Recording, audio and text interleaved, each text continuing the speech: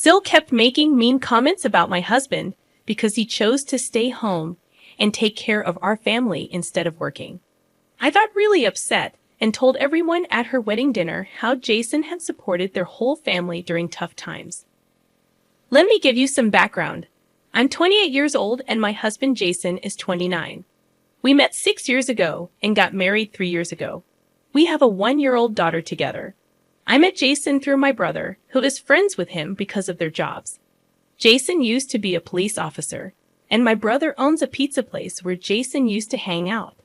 One year, my brother brought Jason home for Thanksgiving, and that's when we met. After dating for 3 years, Jason proposed, and we got married.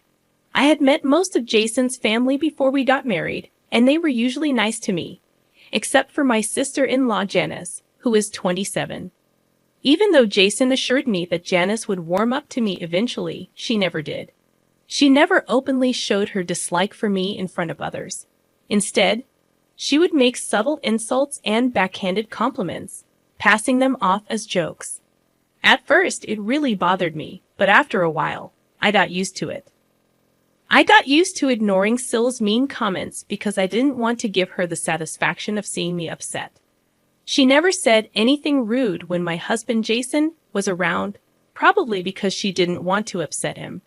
Jason knew about the tension between his sister and me and made sure I wasn't alone with her during family visits. I didn't want Jason to cut off his family because of Sil's behavior, so we just pretended everything was fine.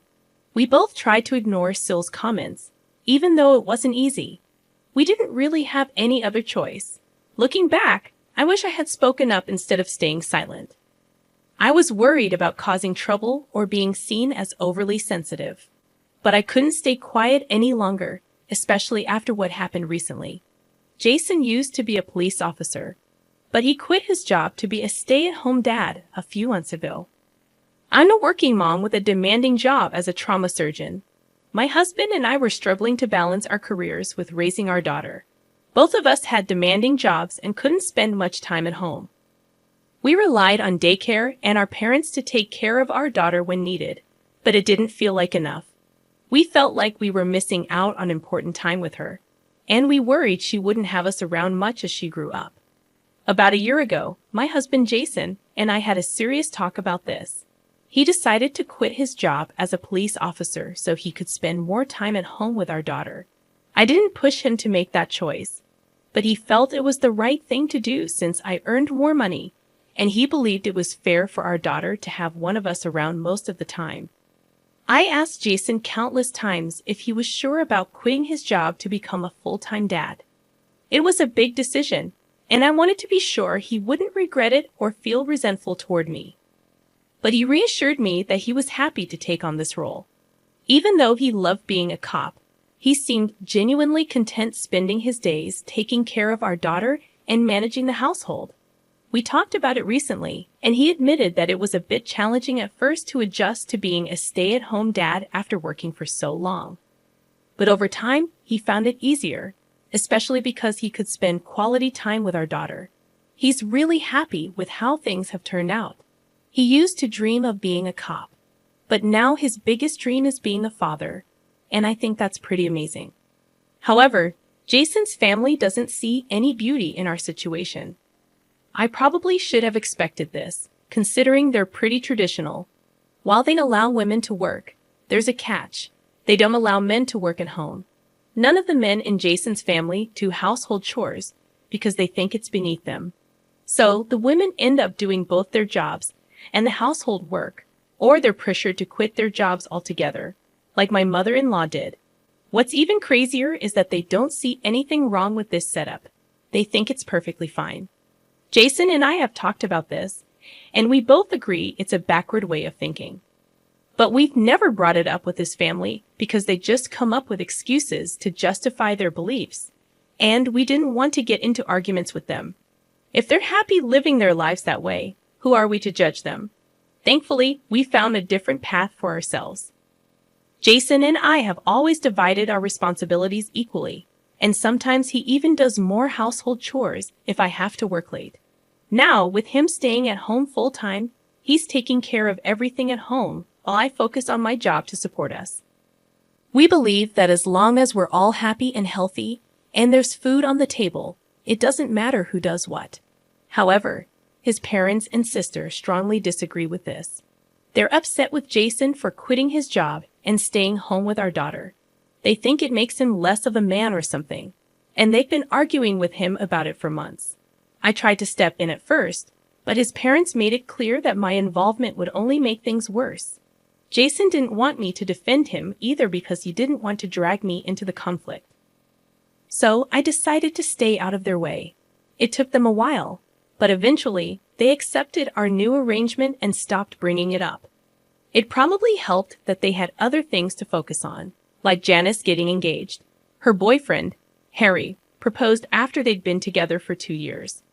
Everyone was so caught up in the excitement of the engagement that they pretty much forgot about Jason's situation for a while.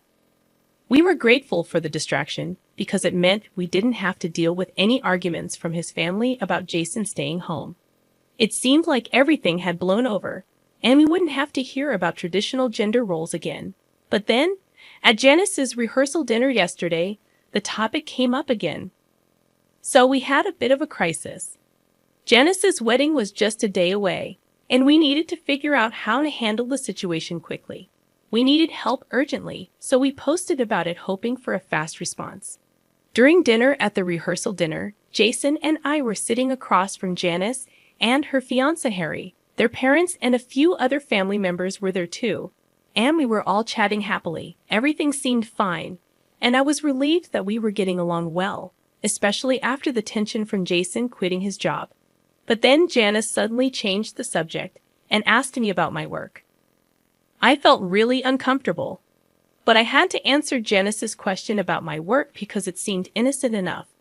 I just said everything was going well and hoped she'd leave it at that. But then she turned to Jason and made a joke about how he's now living a life of leisure since he's not working and relying on my income. She didn't stop there. She kept making jokes about how he's not in charge anymore and cracked some other mean jokes about him. Jason tried to brush it off and smile, but it was clear he was hurt. I couldn't take it anymore. It was like all the frustration from dealing with Janice and her family's outdated views just boiled over. So I decided to bring up something that nobody wanted to hear. I couldn't hold back anymore, so I told Janice that she could joke all she wanted, but Jason was still a better person than anyone in their family. I pointed out how audacious it was for her to make fun of Jason, considering that without him, she wouldn't have been able to go to college or even meet Harry. Jason had been helping his parents financially since he was 18. It was a dark time for their family when Jason's father lost his job while Jason was still in high school. Janice was too sheltered to notice the struggles in her own family, and her parents and Jason made sure to shield her from it. They never said no to her, even when they were struggling themselves. Jason had to work 2 jobs to support them while his father searched for work. Thankfully, they only had to endure this hardship for about a year. Thanks to Jason's support and some savings, Janice never knew about any of this until I brought it up at the rehearsal dinner. She was shocked, and so was everyone else, because the secret had been kept for almost a decade. Nobody was supposed to talk about it because they didn't want Janice to find out. But after all those years, I finally brought it up, and now she knew exactly how much she owed to her brother. She had no right to make fun of him or put him down. Everyone else might have kept quiet to protect her, especially Jason, but I couldn't stand by silently. After I spoke up, there was just silence at the table. After a moment, Jason and I left, and we walked back to our hotel room without saying a word. Even when we got there, we didn't discuss what had happened at dinner. I knew it would become a big deal, and so did Jason. But his silence told me he didn't think I did anything wrong, so there was no need to talk about it further. The next morning, when I woke up to the sound of knocking on our door, and it was Jason's parents. They wanted to talk to me right away. After they came in and we all sat down, they got straight to the point. They told me that the family wanted me to apologize to Janice. They felt that what I said at dinner was something they had kept from her for a long time, and it wasn't right for me to bring it up. They said it wasn't my place to say those things to her. and it had ruined the atmosphere of the evening. They also mentioned that Janice was just joking around with Jason like siblings often do, and now she was upset and couldn't stop crying, and it was all because of me. I realized I had no justification for getting so defensive and revealing such a big secret, knowing the impact it would have on their family. Janice was feeling incredibly guilty and kept apologizing to her parents, realizing she had been a burden on them without even realizing it. Her parents explained that she was having a total breakdown, which is exactly why they never wanted her to know the truth about their past struggles. They believed she was emotionally fragile and wouldn't be able to handle it, and her reactions seemed to confirm their fears. Now they want me to apologize to Janice and the rest of the family for my outburst and tell her I didn't mean what I said. I have until the end of the day to decide, but they want me to resolve things before her wedding tomorrow. There's a one-day gap between the rehearsal dinner and the wedding, so she has time for her friends to arrive. It's fortunate that I have until the evening to decide what to do. Jason believes I shouldn't apologize because I was just standing up for him, and Janice has always been rude to me, so it's time I stood my ground. I've been leaning towards the same viewpoint. However, with Janice's wedding coming up tomorrow, I don't feel good about potentially causing her to have a breakdown right before her big day. Most of her family members think I owe her an apology, but I know their opinion is biased. Even Jason's opinion might be influenced by our situation. So I've turned to Reddit for a neutral perspective. I brought up how my husband helped his family in the past because Janice kept making fun of him for being a stay-at-home father. Update 1. It's evening now, and I've read the comments. I've decided I don't need to apologize for anything. Jason and I are packing up to leave because it would be awkward if I don't apologize and still go to Janice's wedding tomorrow. We're going to tell his parents we're leaving, because it wouldn't be right to just disappear without saying anything. Jason and I discussed this earlier, and he thinks it's the right thing to do. Janice has always been rude and insensitive, and it's time she faces the consequences. Jason's family has been difficult to deal with since he quit his job. He expected them to support him, but they haven't. They make him feel bad for wanting to spend time with his daughter. We knew that they had old-fashioned views about work and household chores, but we hoped they would change. Since they haven't, it's their fault if we stop talking to them. We're happy with our lives, and if they can't be happy for us, we don't want them around. They've been negative and critical of us for months, and we don't need that kind of energy in our lives. So we stood up for ourselves because we had enough. Jason's parents didn't like it and called us selfish, saying we needed to consider how our actions would affect Janice's wedding. They thought our absence would cause a scene and take the attention away from her. Janice herself showed up after hearing the argument. She said it was okay if we didn't come to the wedding, and actually preferred it that way.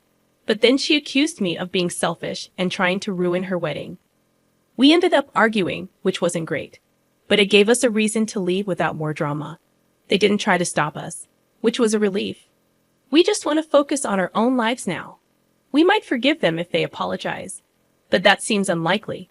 Right now, we're just happy to be home with our daughter. Jason's playing with her while I write this. Our family feels perfect, no matter what anyone else thinks. Hey everyone, this update is a day after the wedding, which we didn't attend.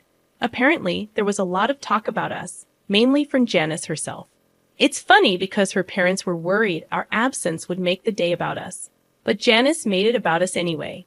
She told distant relatives about our argument, making a big deal out of it. Some people are reaching out to Jason for details, wanting to be part of the drama. We're staying out of it and being vague in our responses. We don't want to stoop to their level and get into more fights. Janice loves drama, and we don't want to give her more. We're ignoring everyone and trying to take the high road, even though they talked about us behind our backs. We just want to move on and leave the drama behind.